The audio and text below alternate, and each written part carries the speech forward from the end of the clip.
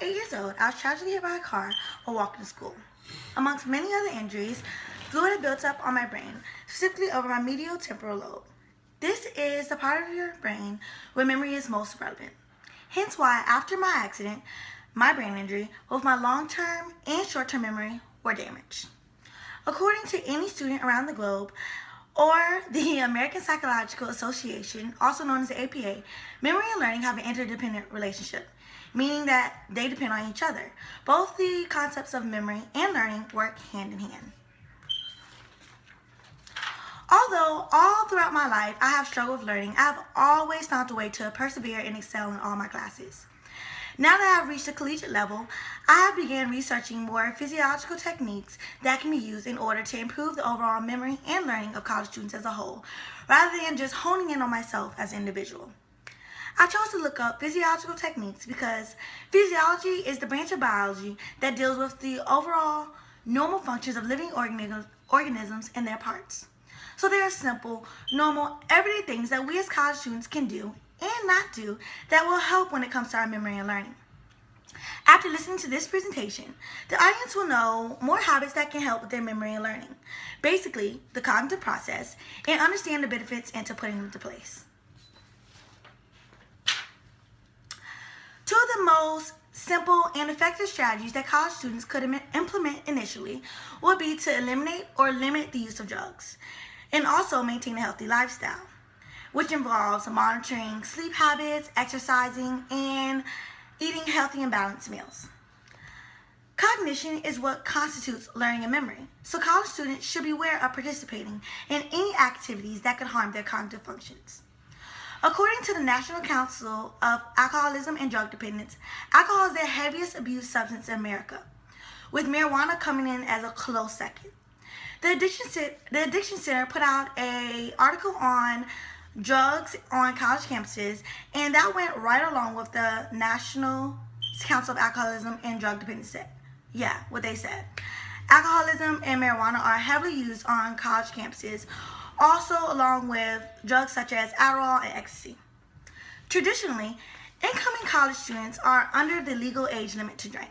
However, this does not stop most kids that are under the age of 21 from doing it. According to alcohol research done by the National Center for Biology, underage drinking puts college students at high risk for impairments in functional brain activity and appearance of neurocognitive deficits. The use of drugs such as alcohol and marijuana provide an enhanced state of euphoria that college students seek to alleviate stress. Stress that could be built up from a long day or a much needed night out, or maybe just an overload of work that is due by a certain time. Have you ever wondered why you feel that rush of high, why you feel that state of euphoria, or maybe the influences that that high gives you once it's gone? Well, I have the answer. People are able to achieve this euphoric state because the receptors in the brain influence pleasure. Yeah, the receptors in the brain that influence pleasure, memory, and thinking, and concentration are overreacted. Long-term overactivation appears to interfere with problems in memory, problem solving, and concentration, and learning. This was seen in a cognitive consequence study done by the psychiatric doctors Dr. Harrison Pope and Dr. Jurgensen Todd from 1996 to 2004.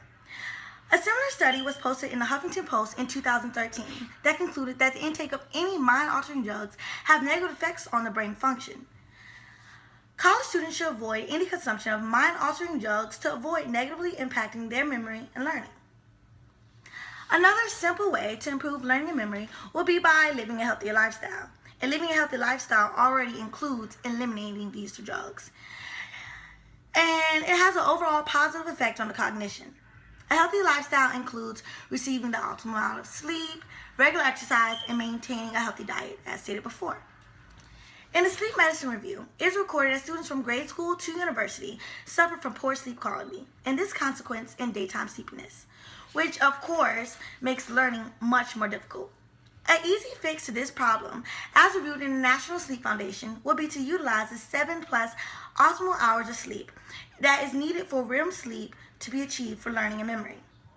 There are plenty good reasons to stay physically active, so I'm sure you don't need me to tell you. But in regards to cognition, the relationship between exercising and the brain are essential to the functionality of the brain. The benefits of exercise come directly from its ability to release chemicals in the brain.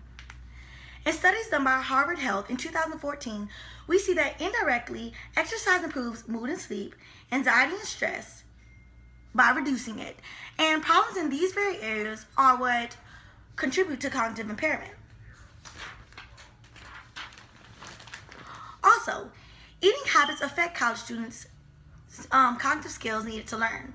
In a study done by Dr. Carroll in 2000, over how eating affects college students' memories, people who ate versus people who didn't eat tended to remember more from a paragraph they were told to read. From this study, you can see that eating clearly has an effect on memory. However, all eating is not good eating. All glucose is not good forms of glucose. Some glucose produce negative effects on memory.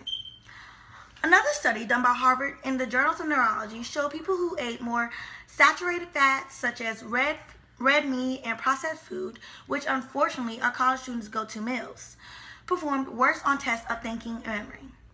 This study helps the point that maintaining a healthy diet is beneficial to enhancing memory, and not just eating whatever, but eating thought-out good meals.